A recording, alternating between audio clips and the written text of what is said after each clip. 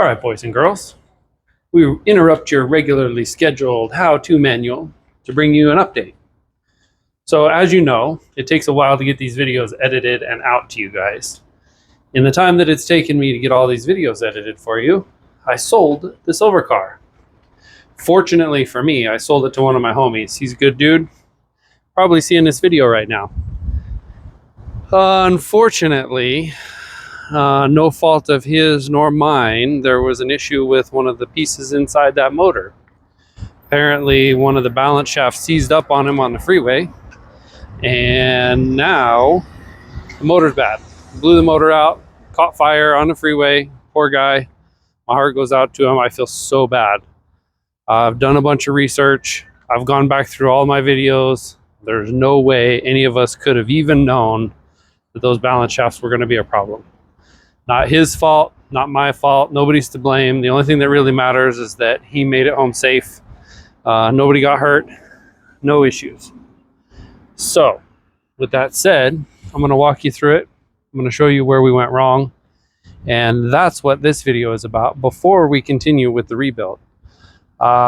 Still not sure how we're going to handle it. Don't know what we're going to do going forward, but it is what it is. So, stay tuned.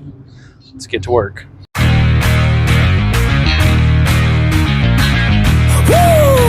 It's go, go, go, go, go, go, go time.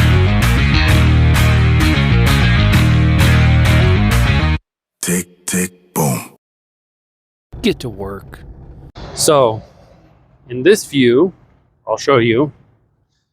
These are the balance shafts. These are the things that went bad, particularly from the sounds of it, the exhaust side.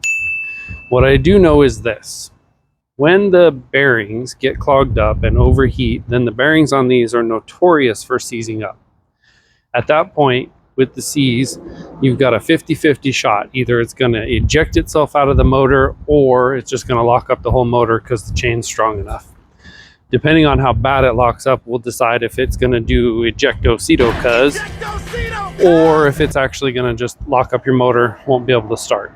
Most of the cases I've seen, locks up the motor, no big deal. Unfortunately for my homie, it decided to ejecto-cedo, spewed oil all over the exhaust, thusly the fire. So these are the balance shafts.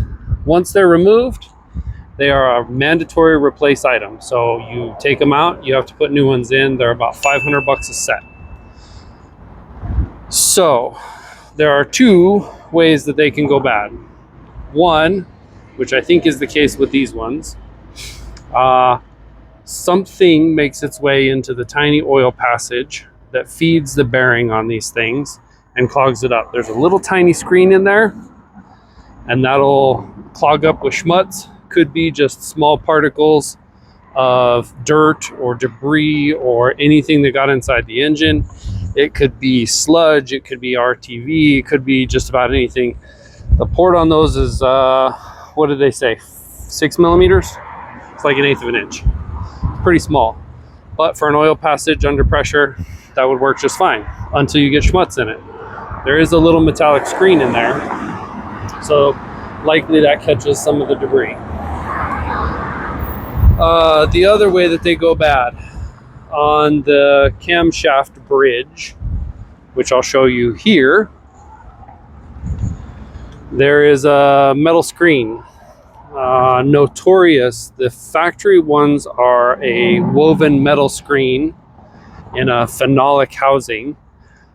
Because of the pulse of the oil pump, that screen fatigues over time, either breaks the wires at the junction to the phenolic or breaks the phenolic. Then that screen cuts loose and floats around inside your oil system. If any of that gets into one of the passages feeding those balance shafts, same thing. Oil starvation, seized bearing, seized engine. So, typical causes, right?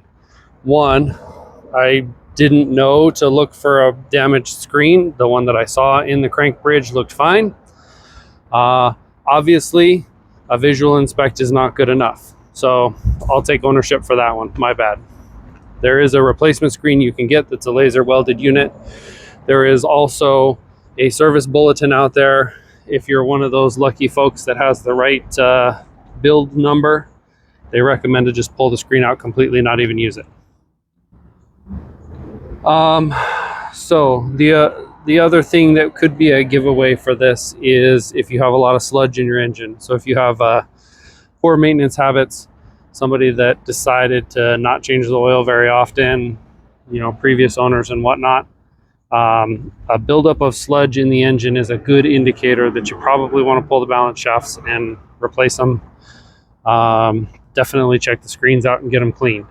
So since I was looking at our motor, I went back through the videos. We did not have sludge buildup, so there was no indication to go looking for a problem with balance shafts. Like I said, I didn't see any issues with the screen on the crank bridge. Didn't think that was going to be an issue. Didn't think to go ahead and replace the balance shafts. So with that being said, hopefully this video reaches the people that need it to reach, and you guys know to check for these symptoms.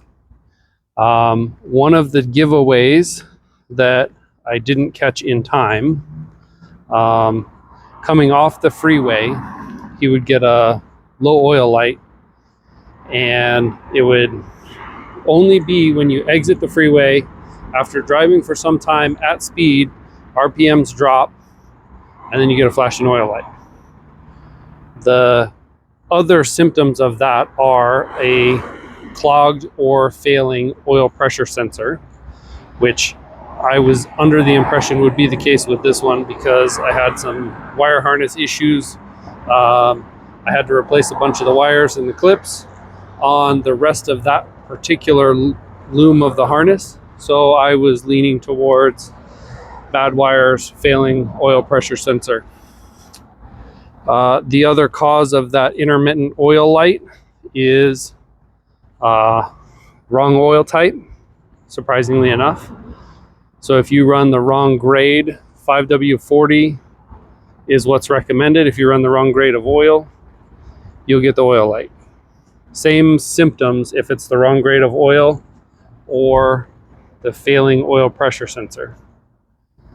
Now, if your oil filter is clogged, that can also do it. Same set of symptoms. You come off the freeway, your oil pressure drops, sensor picks it up, it's too much of a drop, and you'll get the oil light. So from doing my research, the other thing that can cause that oil light is if those balance shafts are out of time. Now, in the next couple of videos, you'll see as we go through and reinstall that balance shaft chain, we were on time. So again, I wasn't leaning towards could be balance shafts. Didn't see why that would be an issue, but here we are. So with that being said, hopefully this is short and sweet. Hopefully you guys stuck around to this point. I hope this video reaches somebody that it needs to, and we can help save some balance shafts and some motors and some heartache before people get that far. Here we are walking through Old Town again. I hope this video helps you guys out. Don't forget, like, subscribe, share on your socials. I get those little notifications from YouTube and it tells me that, you know, 180% of you guys don't subscribe, but you like watching my videos. So if you don't mind, drop a subscribe. We'll try and get you some cool content. Hopefully it's interesting. If you're watching the video, hopefully it's interesting for you and you'd like to see more. So we got more projects coming up, more Volkswagens, more Audis. Wait till you see that. That's going to be a fun project. Hopefully you guys enjoy that one. So yeah, appreciate you guys sticking around. Hopefully this video helps you out. Enjoy the wonderful heat in Old Town Scottsdale. Thanks everybody. Don't forget, like, subscribe, share on your socials, check out our website. Get to work.